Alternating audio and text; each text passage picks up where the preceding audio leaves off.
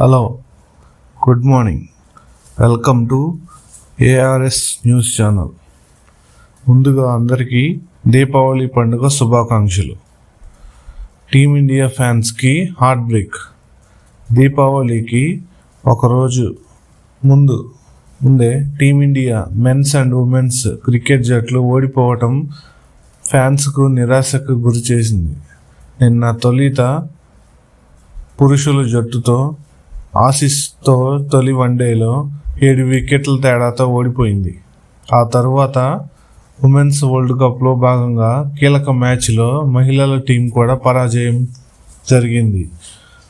దీంతో గెలవాల్సిన మ్యాచ్లో హర్ప్రీత్ సేన 4 పరుగుల తేడాతో ఓడిపోయింది.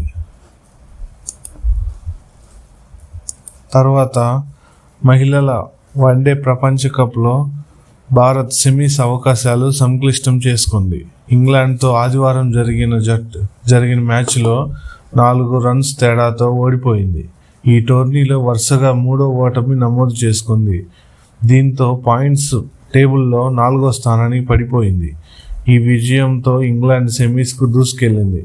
ఇప్పటికే ఆస్ట్రేలియా, దక్షిణాఫ్రికా సెమీస్కు చేరుకున్నాయి. మహిళల వన్డే ప్రపంచ కప్లో భారత్ జట్టు వరుసగా 3వ ఓటమి మూటగట్టుకుంది. ఆదివారం ఇంగ్లాండ్తో జరిగిన ఉత్కంఠభరితంగా సాగిన మ్యాచ్లో 4 రన్స్ తేడాతో పరాజయం పాలైంది. దీంతో సెమీస్ అవకాశాలు కొంచెం కష్టంగానే మారాయి.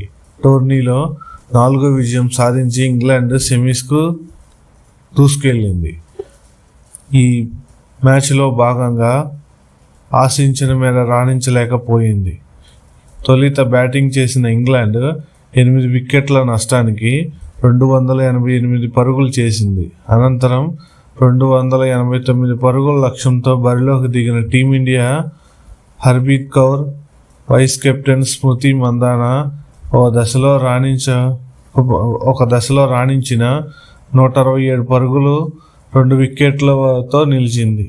ఇంకా చాలామంది బ్యాటర్స్ ఉండటంతో ఈజీగా గెలిచే అవకాశాలు కనిపించింది. కానీ ఈ దశలో ఇంగ్లాండ్ బలంగా పుంజుకొని బౌలింగ్ ప్రదర్శనతో స్మృతి మందానను అవుట్ చేసి మ్యాచ్ని తమ వైపు తిప్పుకుంది. దీప్తి శర్మ 57 బంతుల్లో 50 రన్స్ చేసి విజయం కోసం సాయశక్తిలాగా పోరాటం చేసింది. కానీ చివరిలో అవుట్ కావడంతో మ్యాచ్ ఇంగ్లాండ్ చేతుల్లోకి వెళ్ళిపోయింది. చివరి 3 ఓవర్లలో భారత్ విజయానికి 27 పరుగులు అవసరమయ్యాయి. కానీ టీమిండియా 5 పరుగులు మాత్రమే చేసి నిలిచిపోయింది. నిర్ణీత 50 ఓవర్లలో 6 వికెట్ల నష్టానికి 284 పరుగులు పరిమితమైపోయింది. దీంతో ఇంగ్లాండ్ 4 పరుగుల తేడాతో గెలిచింది. అటు ఆస్ట్రేలియా పర్యటనలో ఉన్న మెన్స్ టీం భారత్తో అక్కడ కూడా ఓటమితో ఆరంభించింది. పెర్త్ వేదికగా జరిగిన తొలి వన్డేలో 7 వికెట్ల తేడాతో ఓడిపోయింది. వర్షం అంతరాయం కలిగించి ఈ మ్యాచ్లో తొలుత బ్యాటింగ్ చేసిన భారత్ నిర్ణీత 26 ఓవర్లలో 9 వికెట్ల నష్టానికి 130 పరుగులు మాత్రమే చేయగలిగింది. అనంతరం డక్వర్త్ లూయిస్ ప్రకారం ఆస్ట్రేలియా లక్ష్యానికి 131 పరుగులను నిర్దేశించింది. ఈ లక్ష్యానికి ఆస్ట్రేలియా 21.1 ఓవర్లలోనే 3 వికెట్లు కోల్పోయి ఛేదించింది. కాగా ఈ ఛాంపియన్స్ ట్రోఫీ 2025 తర్వాత టీమిండియా ఆడిన తొలి వన్డే కావటం ఇదే గమనార్హం. ఈ ఏడాది టీమిండియా ఓడిపోయిన తొలి వన్డే మ్యాచ్ కూడా ఇదే.